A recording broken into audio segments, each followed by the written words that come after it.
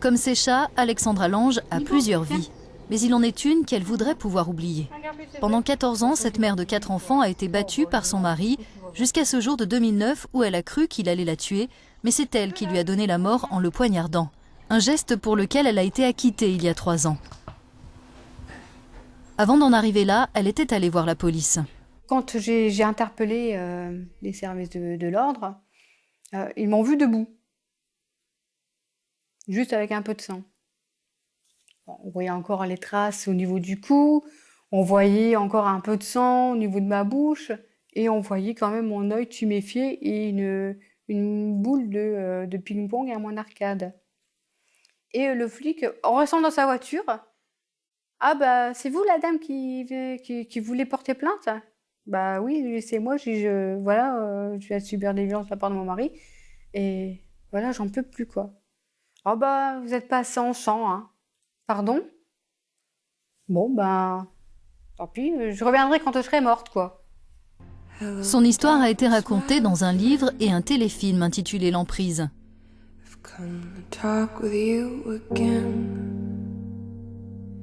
Pourquoi avez-vous tué votre mari, madame? Il me frappait. Vous frappez, mais vous êtes resté 14 ans avec lui. Lors de son procès, Alexandra a plaidé la légitime défense. Elle lui avait donné un coup de couteau alors qu'il était en train de l'étrangler. Après les faits, elle a passé 18 mois en détention préventive avant d'être libérée dans l'attente de son procès. Quand j'ai commis cet acte et que je suis arrivée en prison, ben, j'ai cru être la seule femme à avoir tué mon mari parce qu'il m'avait frappée. Et là, je vois un reportage à la télévision, donc quand j'étais encore incarcérée, et je vois un reportage sur des femmes de la prison de Bapaume, où ben là j'entends telle femme qui a tué son mari sous le joug de la violence conjugale. Je dis merde, donc je suis pas la seule quoi. En France, récemment, c'est le cas de Jacqueline Sauvage qui a eu le plus d'écho. Pour elle, la légitime défense n'a pas été retenue. Elle a été condamnée en appel en décembre dernier à 10 ans de prison pour avoir tué son mari violent qui pendant plus de 45 ans avait abusé d'elle et de ses enfants. Elle l'a abattu en lui tirant 3 coups de fusil dans le dos. Le président François Hollande lui a accordé en janvier une grâce partielle après une mobilisation nationale en sa faveur. Parmi ses soutiens, Eva Darlan. Victime de violences par le passé, la comédienne est favorable à une proposition de loi qui instaurerait un droit de légitime défense différé pour les femmes battues. Aujourd'hui, seul le Canada dispose d'une telle législation. C'est une loi qui va protéger les femmes. Je veux dire que c'est bien évidemment que la légitime défense doit être aussi différée parce que on peut pas se défendre simplement au moment où on vous tue. Peut-être que, comme le cas de Jacqueline Sauvage, elle venait de se faire tabasser et le temps qu'elle prenne le fusil, ce n'est plus de la légitime défense. C'est inacceptable. C'est inacceptable. Le jugement de Jacqueline Sauvage était inique et scandaleux, vraiment injuste, très injuste et douloureux. Crue et nue, c'est le titre du One Woman Show qu'Eva Darlan a écrit et produit. On veut tout de suite, et plus vite que ça. Elle y raconte les femmes et leur corps, mais aussi les violences dont elles sont victimes, elle qui a été la cible d'un père abuseur et d'un compagnon violent. Les lois ne sont pas appliquées. Les lois ne sont pas vraiment appliquées. Elles sont un peu appliquées.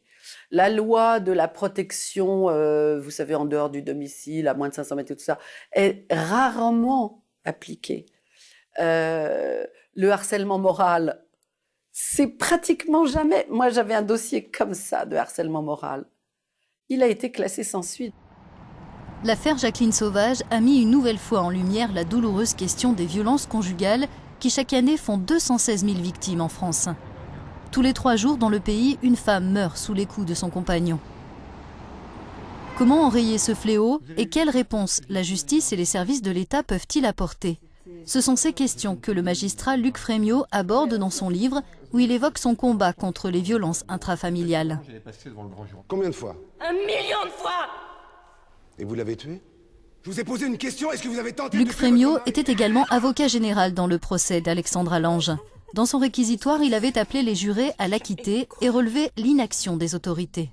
S'il prend largement le parti des femmes battues, il estime malgré tout que réécrire la législation sur la légitime défense, dans le sillage de l'affaire Jacqueline Sauvage, c'est s'engager sur un terrain glissant. Ce qui me choque, c'est que l'on va demander à ces femmes, on va leur donner un chèque en blanc, presque une permission, si vous voulez, de tuer, lorsqu'elles considéreront qu'elles ne peuvent pas faire autrement. Parce qu'on part du principe qu'elles sont dans un état de danger mortel permanent, ce qui n'est pas vrai.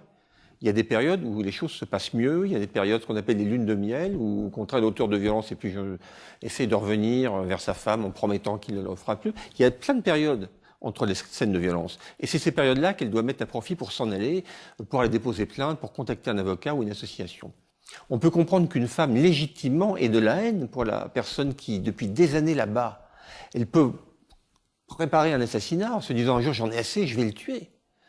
Et c'est possible préparer un assassinat dans ces conditions-là, en disant après, il y avait la légitime défense différée, voilà, donc je suis pas coupable. C'est pas possible de faire ça. C'est remettre en cause tous les fondements du droit et également de la règle des vie en société.